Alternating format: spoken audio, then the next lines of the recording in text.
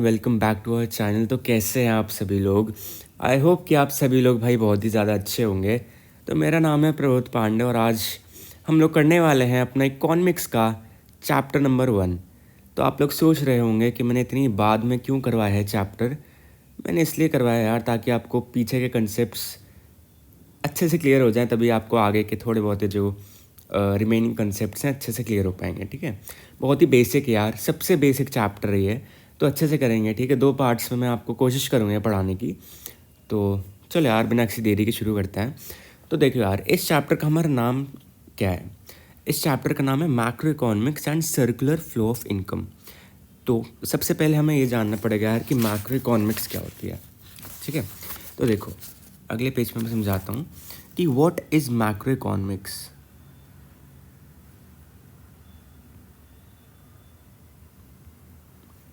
ठीक है, तो सबसे पहले तो हमें यही जानना पड़ेगा कि मैक्रो इकोनॉमिक्स है तो है क्या। तो देखो, मैक्रो इकोनॉमिक्स एक ऐसी ब्रांच है इकोनॉमिक्स की जो डील करती है किससे? इकोनॉमिक इश्यूज से, और तो और एग्रीगेट्स जो रिलेटेड होते हैं किससे? Related to the economy as a whole. Aggregates का क्या मतलब होता है? एग्रीगेट्स का मतलब होता है यार एज अ होल।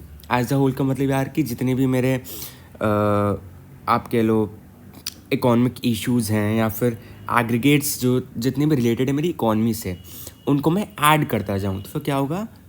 यही हो जाएगा हमारा एग्रीगेट्स ऑफ द इकोनॉमी। ठीक है, तो ये तो हमारा मैक्रो इकोनॉमिक्स।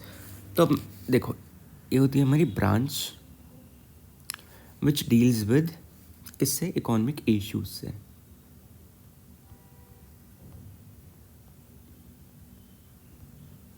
ठीक है, तो ये कुछ बहुत ही बेसिक सा था। और अगला क्या है हमारा? जो मैक्रो इकोनॉमिक्स होती है वो स्टडी करती है इकोनॉमिक इश्यूज़। जैसे इकोनॉमिक इश्यूज़ में क्या क्या आता है?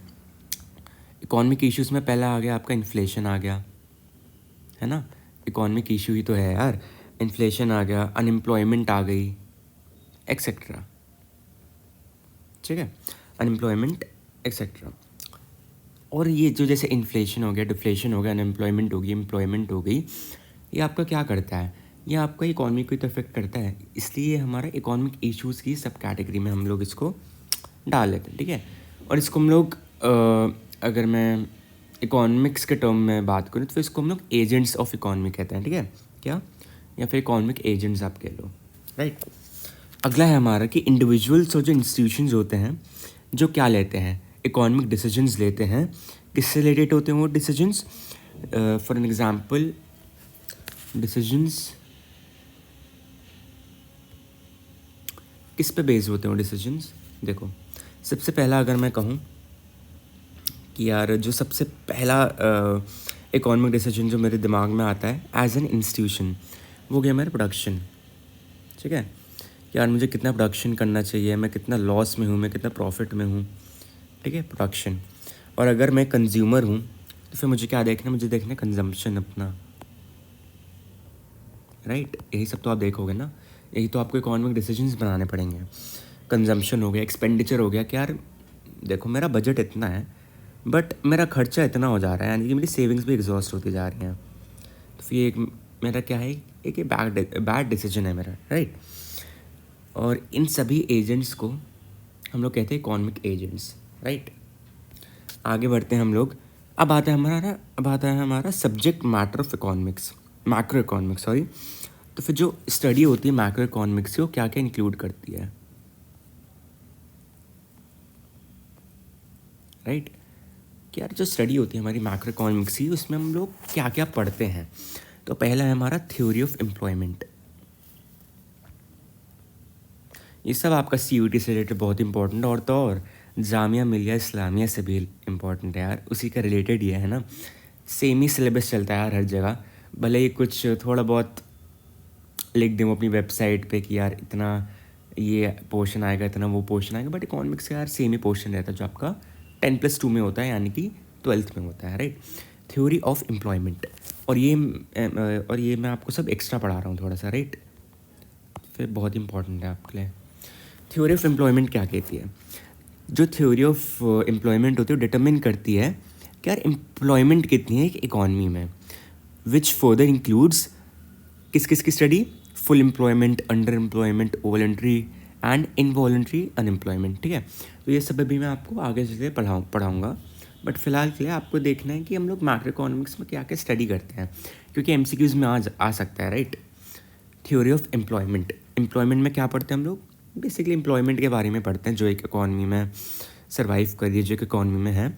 और इसको हम लोग क्या इंक्लूड कर देते हैं फर्दर, फुल एम्प्लॉयमेंट आती है हमारी, अंडर एम्प्लॉयमेंट आती है, वॉलंटरी एम्प्लॉयमेंट आती है और इनवॉलंटरी एम्प्लॉयमेंट आ जाती है, राइट। अगला है हमारा theory of national income determination, theory of national income determination, ठीक है ना।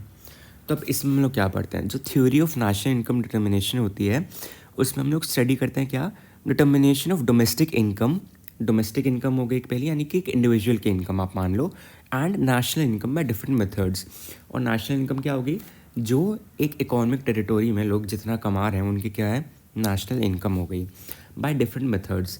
तो अब इसका ना न्यूमेरिकल मेथड्स आते हैं, ये मैं आपको आगे चल के सब पढ़ाऊँगा, राइट। मैंने ये सोचा कि मैं आपके न्यूमेरिकल्स को वन शॉट में हर एक चैप्टर के एक साथ करवा दूंगा, ठीक है। तो stay tune till the and.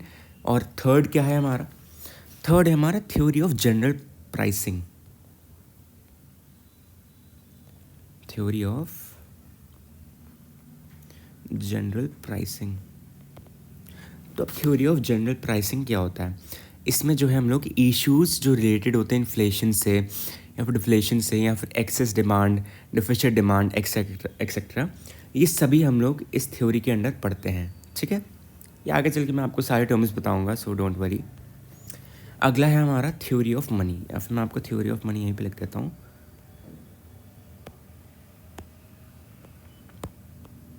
क्या है हमारा theory of money, theory of money क्या होता है, थ्योरी ऑफ मनी हमारी ये एक्सप्लेन करती है important role of money and banking in the functioning of the economy. यानी कि जो थ्योरी ऑफ मनी होती है वो हमें बताती है यार कि इम्पॉर्टेंस क्या है रोल ऑफ मनी की और बैंकिंग की, किसमें, एक फंक्शनिंग ऑफ द इकॉनमी में। ये सब आप पढ़ चुके हो, डोंट वरी, है ना। मनी एंड बैंकिंग में हमने यही तो पढ़ा था, तो फिर इसलिए मैंने आपको बाद के चैप्टर्स पहले करवाए और पहला चैप्टर मैं आपका लास्ट में करवा रहा हूँ। अगला है हमारा थ्योरी ऑफ इंटरनेशनल ट्रेड।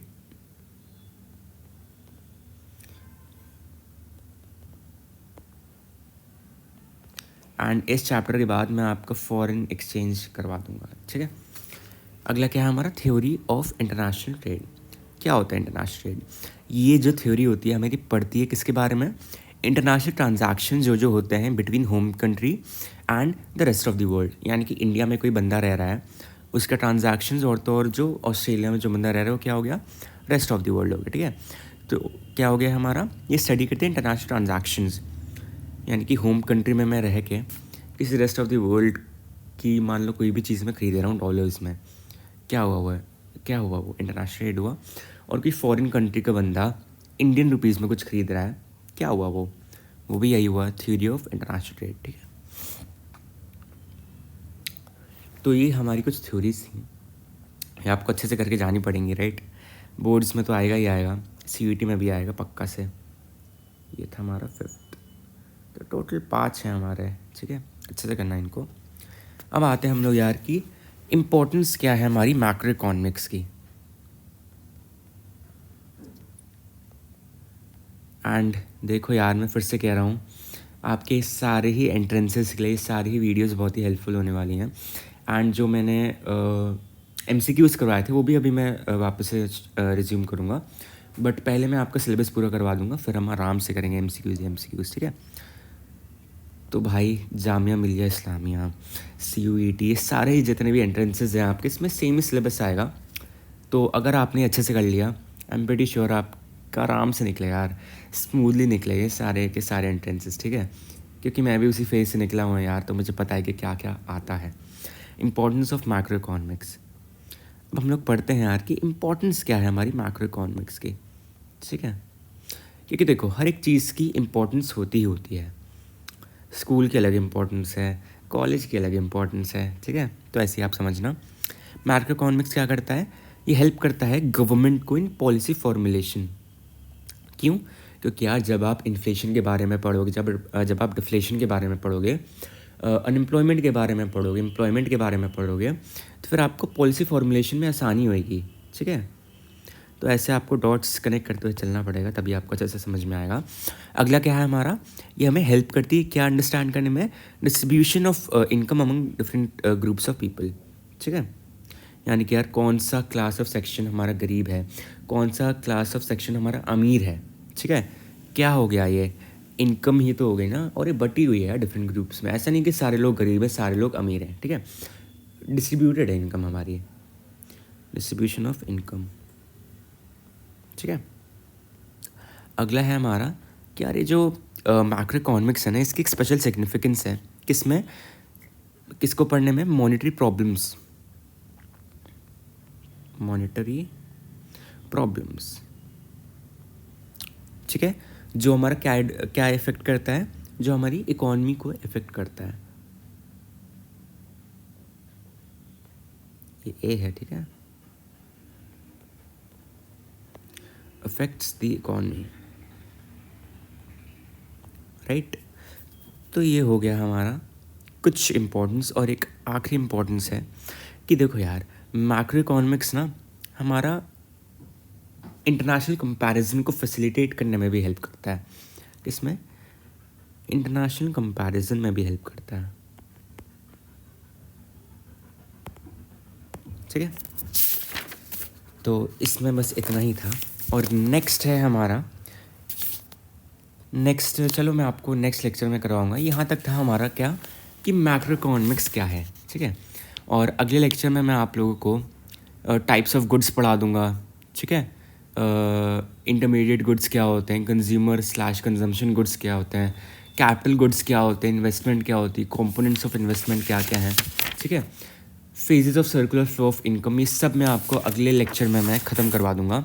तो ये बस एक ब्रीफ आप कह लो ओवरव्यू था कि यार मैक्रो इकोनॉमिक्स क्या है, ठीक है। तो इसको आप लोग अच्छे से कर लेना एक बार। And that's it for today, and thank you so much for staying till the end, and all the best यार, अच्छे से करते रहो, है ना। प्री बोर्ड्स भी आए गए होंगे, तो कमेंट सेक्शन में बताना कि आप लोगों के प्री बोर्ड्स कैसे जा रहे हैं। एंड कुछ भी आपको डाउट लगे तो यार feel free to comment down, मैं आपका रिप्लाई कर दूंगा, डोंट वरी।